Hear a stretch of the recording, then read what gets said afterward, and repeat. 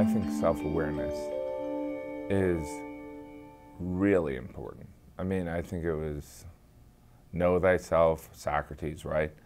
I think specific to my experience in life, being this pale kid with white blonde hair, when the teacher would turn around, her eye or his eye would focus on me. So I feel like again, my victimization complex, I feel like I was blamed for things, even if I wasn't participating. But that being said, what I've learned in the acting world is you're forced to embrace self-awareness. We all have moments of self-awareness. And, you know, maybe it's looking at a photo of how good we looked 5 years ago versus today. Like, oh my gosh, I didn't realize.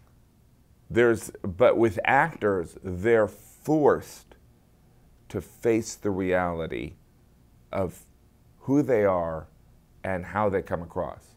So I played football and wrestled in high school. I played football in college. But I'm mostly cast as nerdy people. And so, now that's not to say a football player can't be nerdy, but it's like there's this, I remember this realization, like, why am I being cast as this? That's just how I come across. And, you know, I'll often meet people and they'll say, I thought you're much taller than I thought. Because I think there is, and it's fascinating in a narcissistic way, that people think that I'm shorter than I am. But I think with acting, being a character actor, which is code for not attractive, in the entertainment industry, you're forced to, you know, actors are forced to embrace the idea of auditioning for a certain type. So you embrace that. So it's like the schlubby friend. Okay, I guess I'm a little schlubby if I'm considered for this role. But with stand-up, going on stage, this conversation that you have with the audience, where you have a microphone and they communicate mostly through laughter and silence, you have to become immediately aware of how you come across. And that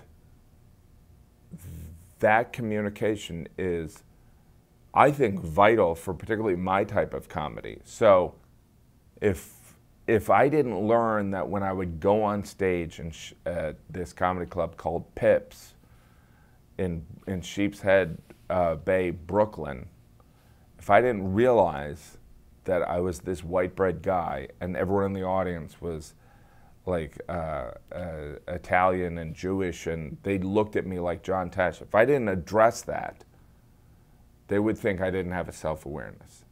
So that self-awareness, I think, disarms the audience that you're attempting to engage. So like, it's not undifferent from someone talking about the weather when they say, or like, so I think self-awareness is really, it's a great icebreaker. Self-awareness, particularly on appearance and how you might come across, it disarms, it gets rid of barriers of communication. So if you're underdressed and you bring it up and you're like, I'm sorry, I'm sorry I'm overdressed for this, people can sit back and go, all right, this guy does know he's not dressed properly. And it's bringing some equality to the relationship you have with someone.